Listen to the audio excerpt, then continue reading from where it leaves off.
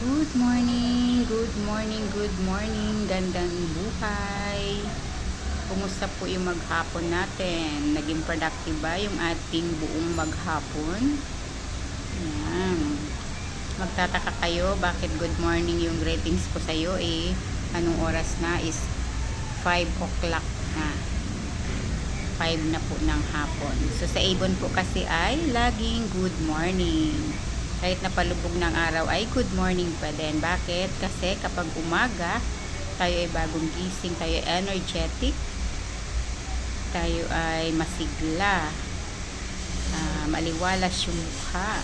Doon nakikita yung tunay na ganda ng isang babae kapag bagong gising. Tama po ba?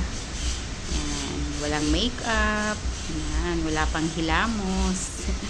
Yan. Doon nakikita yung tunay na ganda ng isang babae. Yan. Mapalalaki man yung babae yan. Isang gwapo at maganda kapag bagong gising. Okay, so ano bang pinagkaabalahan nyo itong maghapon? Especially yung mga nasa bahay lang. Ha? So, kailangan tayo maging productive, kailangan natin magkaroon tayo ng extra pagkakakitaan. So, para hindi na tayo aasa sa ating mga mahal sa buhay yun.